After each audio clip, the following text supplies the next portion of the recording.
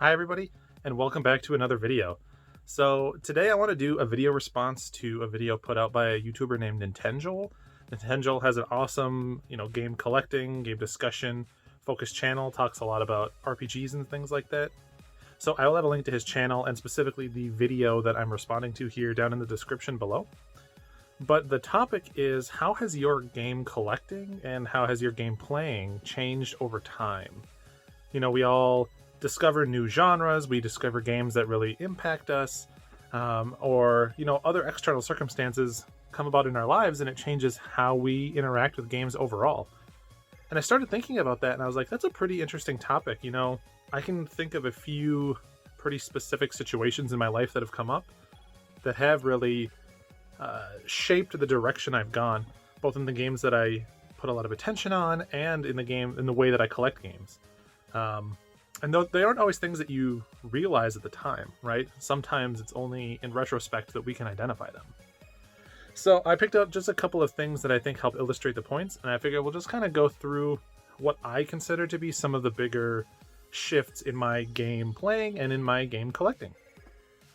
It's probably important to get some historical context. Growing up, I was a Genesis kid growing up, although I did play Super Nintendo at my uncle's house, and I had a Game Boy Color, so I never really had much strict allegiance to any one particular console, even though I did have mostly Genesis games. After Genesis, I got an N64, and so from there, I basically kind of always stayed current, getting all the systems. I got a PlayStation and everything after that. So no real strong console allegiance, but because I came from Genesis and then into N64, early on, I was really into platformers, and I still am really into platformers. That has not changed, but it's that's the first genre that I really focused on. Starting with stuff like Sonic, Rystar, Earthworm Jim, all of those were big games for me initially, and then into 3D platformers, stuff like Super Mario 64, Banjo-Kazooie, all kinds of stuff. And at that point in my life, I really wasn't thinking too hard about what games are out there, right? What genres are available? What can I discover? I wasn't really in a discovery phase yet. But that all really changed probably when I was in early high school, late middle school. And believe it or not, funny enough, considering the physical collection I have here, it's because of discovering emulators.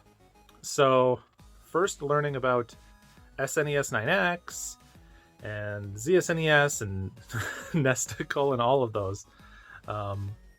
It was the first time that I could have a huge pool of games to start exploring and learning about.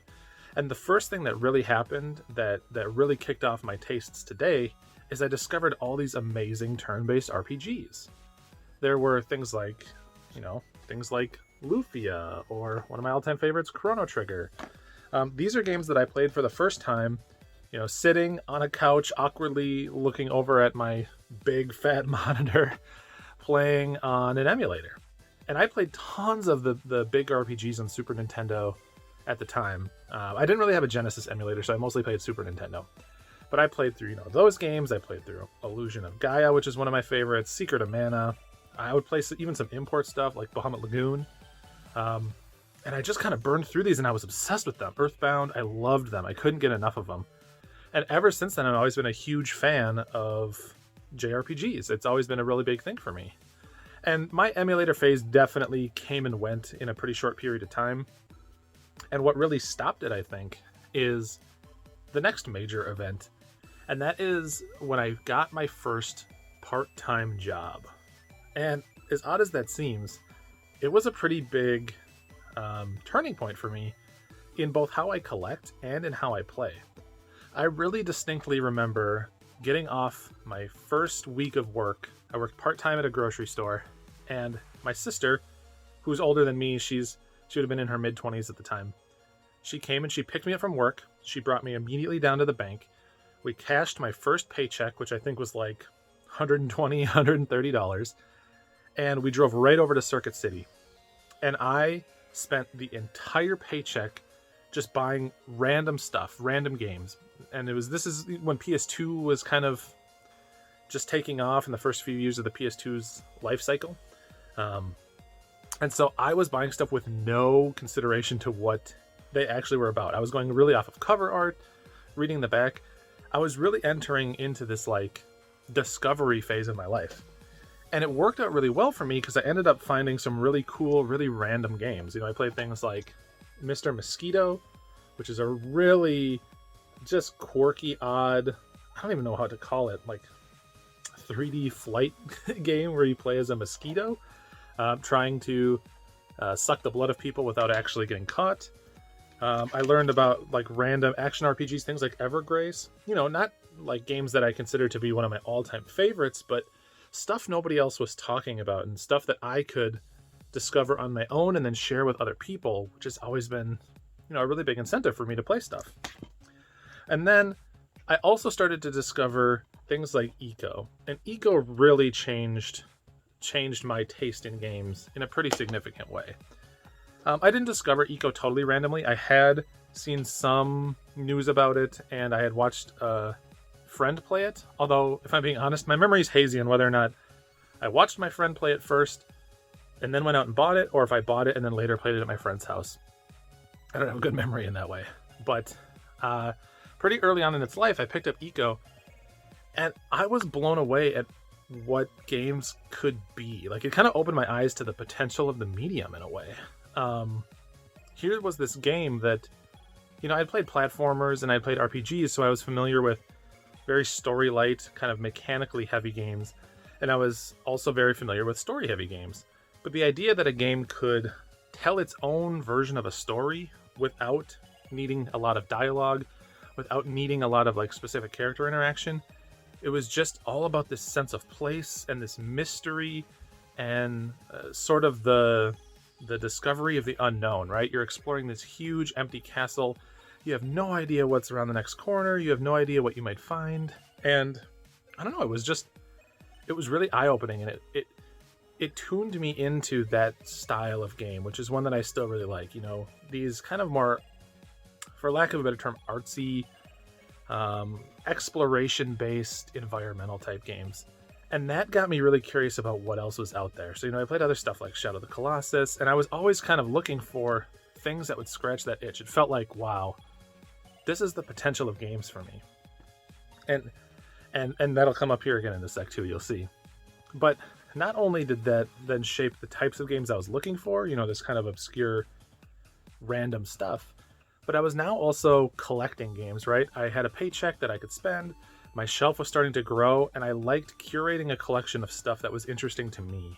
It wasn't stuff that I wasn't trying to get every game. I wasn't trying to, you know, just fill up the shelf with what I could. I enjoyed the process of experimentation, picking up a game kind of on a whim, trying it out, and making a decision for myself. And that's still something I really value today. I like going into a game blind and seeing how I feel about it. I think my desire to kind of poke at different genres and different styles of games really stems out of that first kind of early period when I had a job.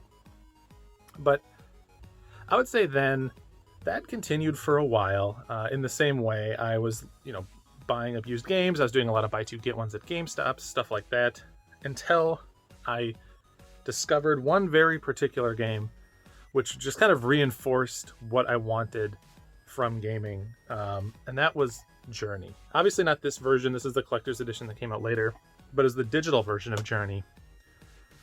And I don't know, it just felt like, wow, everything I loved about Eco is here again in this just like sense of grandeur, the sense of wonder, and like it really sort of just settled that argument for me that, yeah, like games are an art form that I am really passionate about. There's something that I really care about. And so now not only was I going to GameStops and game stores looking for, you know, obscure random stuff, but it opened my eyes to what other indie stuff was out there, right? And I had played some at the time. You know, I played Limbo. I think Limbo was out at the time. But I played Super Meat Boy and other indie stuff. But, you know, following Journey, then I was really interested in stuff like Fez, which is a really awesome sort of puzzle platformer game. And my love for indies just kind of took off from there. And I still really care about indie games. I think one of the biggest advantages we have today is that there's this huge, thriving indie game market. I mean, I love indie games so much that I have a podcast about them. Which, by the way, if you're not familiar with, I will link down below as well. I do a podcast with my co-host, Frantic Society, Josh, and we talk about indie games. It's called Indie Quest, and it's all about building a backlog of games that you can check out that are all indie.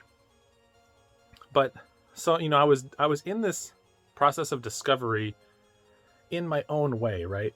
I still wasn't really looking things up actively, but I was, from what I could find in my area, in game stores, in local shops, in game stops, I was trying to find what I could. But there was one last thing that really opened my eyes to basically kind of turn me into the version of a gamer and the version of a collector that I am right now. And that is in 2011, 2012. I discovered YouTube, which might seem odd, but here I had been collecting game merchandise. I had been collecting game random obscure games that I could find in stores and stuff. But really, I didn't have a huge perspective on what the entire gaming market was. I only knew, what I could sort of find on my own. And I discovered the retro gaming YouTube, basically, community. And it was like a rocket. Like, it took off for me. It was immediately, I was like, wow, look at all these people that are collecting and seeking out games in the same way that I am. But there's so much more than I was even aware of, right? I knew about the popular systems, but there was all kinds of imports. There's all kinds of other obscure handhelds, obscure systems that I had no idea existed. So then I started getting into, things like the Wonder Swan or the N-Gage or the Gizmondo. I became much more familiar with things that I didn't have growing up, like the TurboGrafx or PC Engine. It just kind of really broadened my perspective to want to appreciate all genres, all games, and imports or not. I just kind of really got into collecting kind of the quirkier, weirder stuff. And when I say all genres, I'm not trying to say that I love every genre of game, right? I do have my preferences that have taken hold over time. I still love JRPGs. I still love platformers. I still love indie games, especially kind of environmental exploration games, things like Eco, things like Rime. I do have those that have consistently stayed as my preference, but it made me realize just how vast and cool gaming was. And it made me realize that there's probably games in almost any genre that I can really get into, right? There's still tons of stuff that I'd love to play that I haven't, that I really heard about first on YouTube. I didn't know much about Phantasy Star really until I got onto YouTube. And that's a genre of games that I'd really, that's a series of games that I'd still really like to play. I didn't know too much about other things like Ys, and I didn't know a lot about import shooters on PC Engine, all kinds of stuff. And now these are all things that I'm either really interested in or have tried and really love. So I'm very grateful that I was able to discover that. And it sort of coincided with when I had my first full-time job and really could afford to experiment. So I could, go through the process of discovery, looking this stuff up on YouTube, and I could still buy some of the stuff that I was interested in, put in some bids on auctions and things and experiment. And I'm grateful for that. So that sort of brings me to today. I still really love all those genres that I mentioned, and my collecting is still really focused on finding sort of obscure, sort of random stuff that is interesting to me, or just curating a collection of things that I know I will like or find interesting. I still don't, broadly collect everything I can find, but I do like having a collection that is both large in its variety and representative of my tastes or my desire to kind of poke around and see other things. So yeah, those are some of the big things that have impacted my gaming tastes and my collecting tastes over time. Thought this was a really interesting topic. Like I said, I will link the video by Nintendo down below that I'm responding to. But otherwise, as always, really appreciate you for sticking around and hanging out. And otherwise, I'll just see you in another video. Thanks.